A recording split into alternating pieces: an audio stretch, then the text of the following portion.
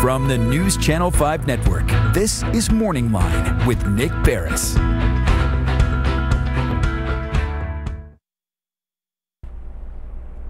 Good morning, everyone. Thanks for joining us on Morning Line. Nick Barris here on a Thursday, and we certainly have a busy show on tap for you this morning. I invite you to join in the conversation both on the Plus, News Channel 5 Plus right now on your television set, or we're also streaming live on Facebook at newschannel5.com. We'll take phone calls, try to get to some of your comments. And of course, we're talking in the aftermath of what happened yesterday in Washington, D.C., through the evening and into what we can expect for today as everything's developed along that front. We have a good lineup of guests this morning. And again, you're entitled to listen and participate as well.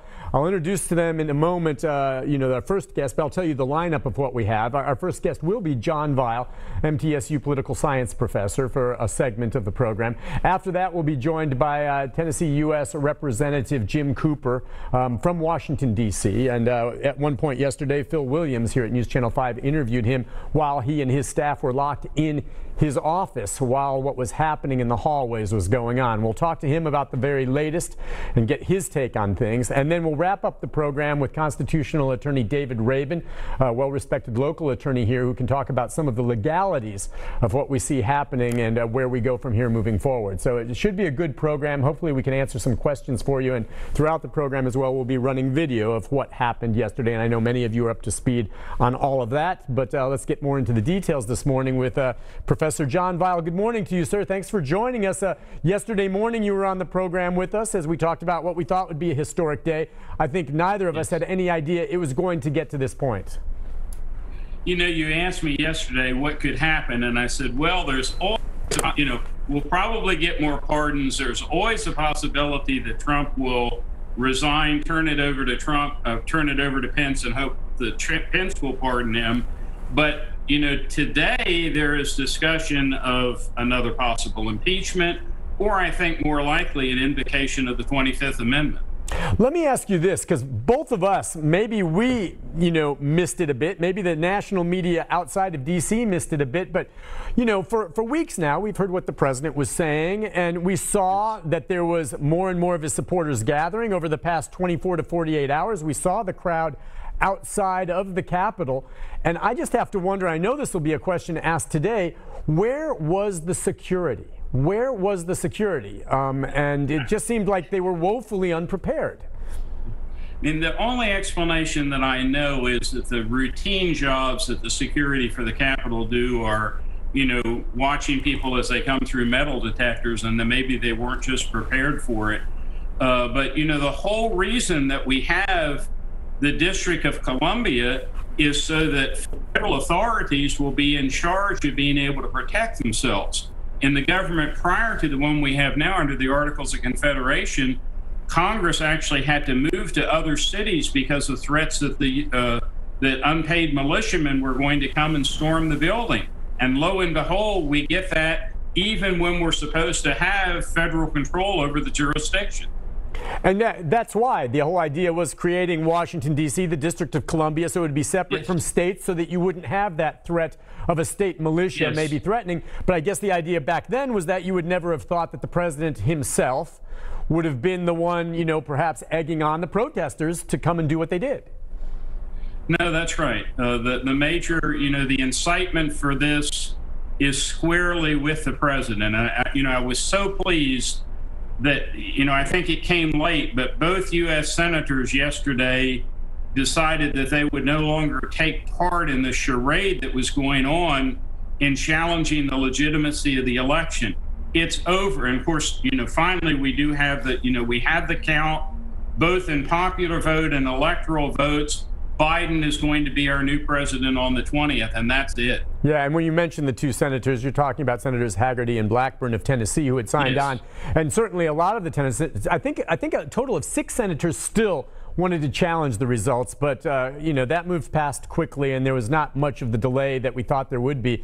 But the 2 Tennessee senators did say, no, after this, we're not going to challenge it. And I think there was a lot of pressure after what they saw happened. Yeah, I think it was actually 7, but 7? Okay. 6 or 7, whatever it is. As far as I'm concerned, their names will live in infamy.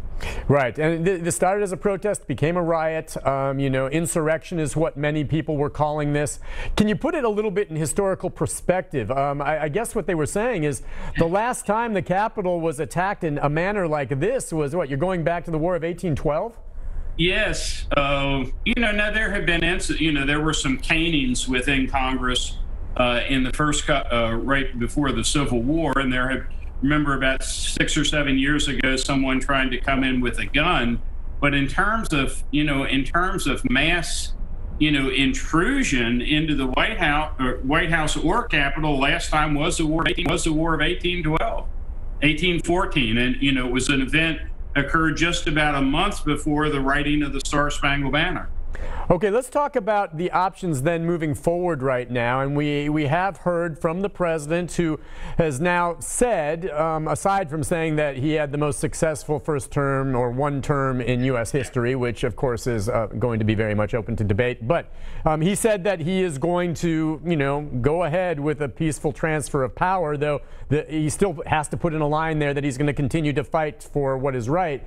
But okay, that's where he stands, and he's still president of the United States. But now there are congressmen and some senators talking, one about impeachment and two about under the 25th Amendment removal. And CBS News had been reporting that to get that done, and I didn't know this, and I've learned an awful lot, that members of his own cabinet and the vice president have to get together to do that. And from what we understand, that's been discussed, but it's not moved forward at this point. Yeah, I mean, there aren't any really good options. The 25th Amendment was primarily designed for presidents who would become physically incapacitated. I really think that we have a president who is mentally incapacitated right now.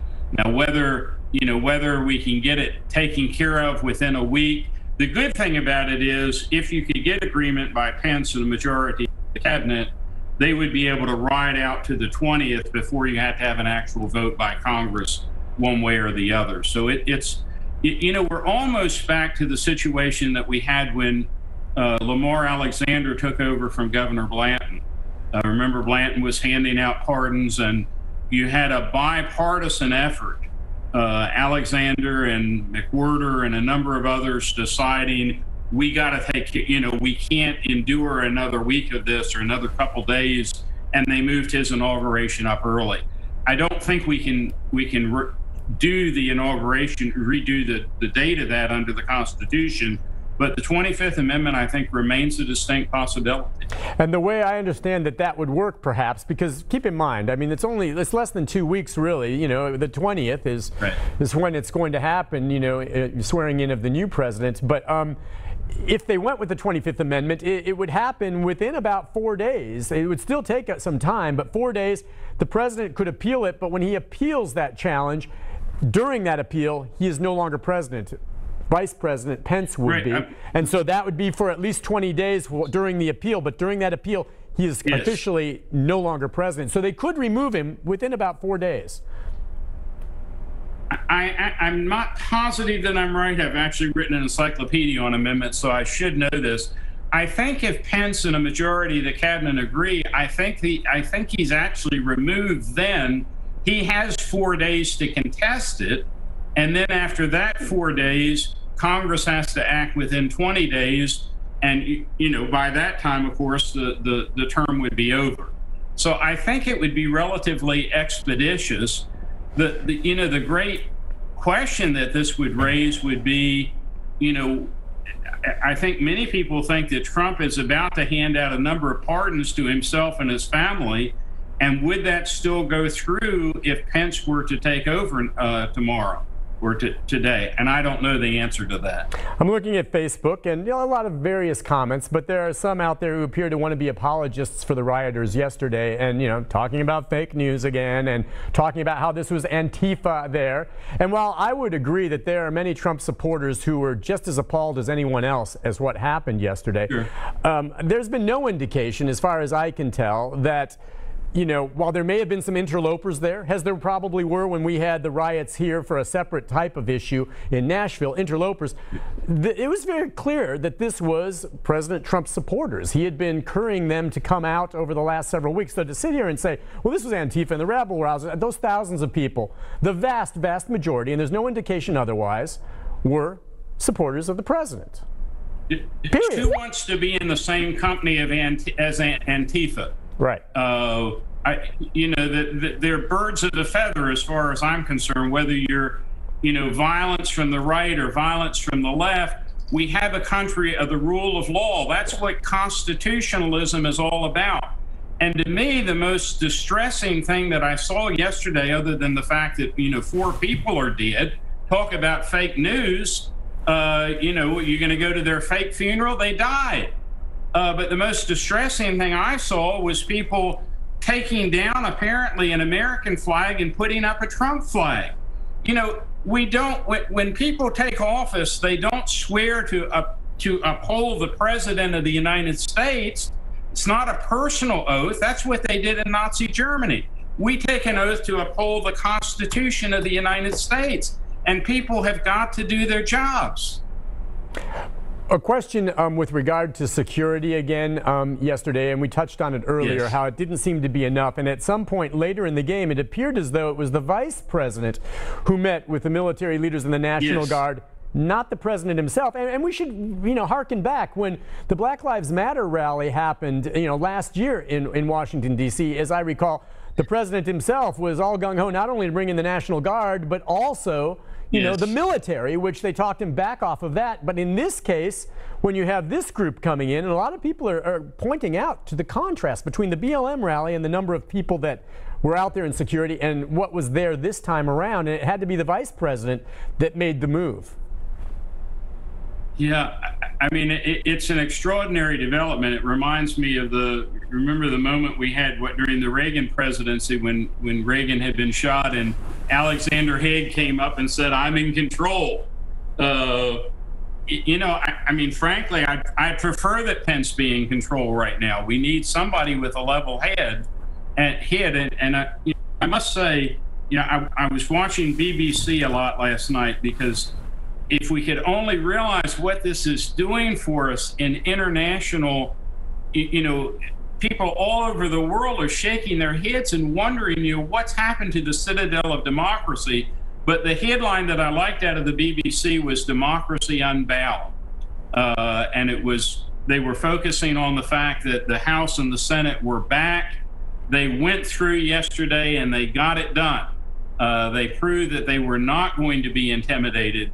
But what a day to have to go through. What a lesson in civics for all of us about the importance of the rule of law. Right. Well, and as you're correct, yesterday was going to be a historic day with the counting of all the electoral votes. And so the world was watching anyway. And then this happens during such a historic day. And we've heard people on both sides, and Republicans and Democrats, saying it's disappointing because this gives comfort to our enemies for sure. They see this and they're like, oh, well, and then others, it gives great concern to our allies. Well, again, we have over 200 years of peaceful transition of power. To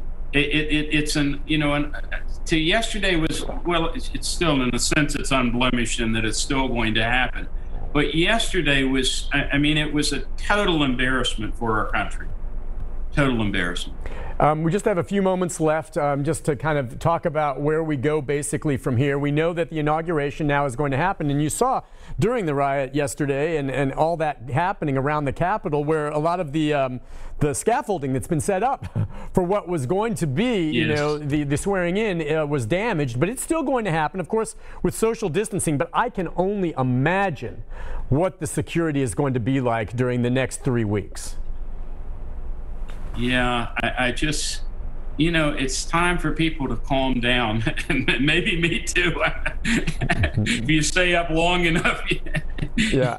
it's hard to stay sane. But, we have enduring institutions, and I really believe that most people who take the oath to support the Constitution take it seriously.